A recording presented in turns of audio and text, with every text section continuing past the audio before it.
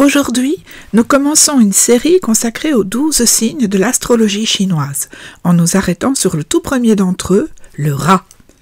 Mais avant de parler de tempérament, de talent ou de faille, il faut répondre à une question toute simple. Êtes-vous du signe du rat? En astrologie chinoise, l'année ne commence pas le 1er janvier comme dans notre calendrier occidental. Elle suit le calendrier lunaire traditionnel, ce qui veut dire qu'elle débute chaque année entre le 20 janvier et le 20 février à la date du Nouvel An chinois qui change d'une année à l'autre. Alors, si vous êtes né entre le 1er janvier et le jour du Nouvel An chinois, il est très probable que votre signe chinois soit celui de l'année précédente. Par exemple, une personne née le 10 janvier 1996 n'est pas un rat, mais un cochon, car le Nouvel An chinois, cette année-là, tombait le 19 février.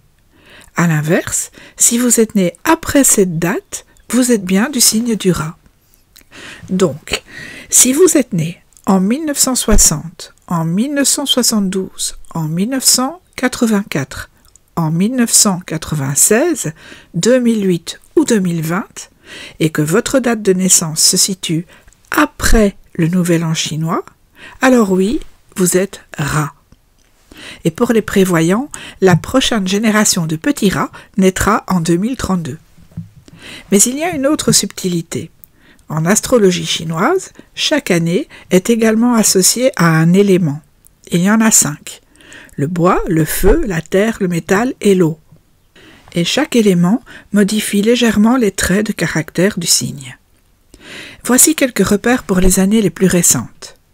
Si vous êtes né en 1960 ou 2020, vous êtes rat de métal. Si vous êtes né en 1972, vous êtes rat d'eau. En 1984, vous êtes rat de bois. En 1996, vous êtes rat de feu. Et si vous êtes né en 2008, vous êtes rat de terre. Alors que peut-on dire du rat? Dans la culture chinoise, le rat est un symbole de vivacité et d'intelligence et de débrouillardise. Ce n'est pas un animal qu'on associe à la force ou à la puissance, mais plutôt à la finesse, à l'astuce et à la capacité d'anticiper. C'est d'ailleurs lui qui, selon la légende, a gagné sa place en tête du zodiaque en utilisant une ruse. Il a grimpé sur le dos du bœuf pour traverser la rivière et a sauté juste avant la ligne d'arrivée. Pas très fair-play peut-être, mais redoutablement malin. Les personnes nées sous le signe du rat sont généralement vives, intuitives et pleines d'idées. Elles aiment réfléchir, analyser, comprendre ce qui se passe en profondeur. Ce sont des personnes qui ne se contentent pas de ce qu'on leur dit, elles observent, elles relient, elles devinent ce que d'autres ne voient pas. Le rat a aussi un rapport particulier à la sécurité. Il aime savoir où il va, avoir une stratégie, prévoir les coups d'avance. Ce n'est pas quelqu'un qui fonce tête baissée. Il calcule, il adapte, il anticipe. Il peut donc être très bon en gestion, en organisation, en planification, mais aussi dans tout ce qui demande de l'intelligence sociale, de la finesse psychologique ou de la vision à long terme.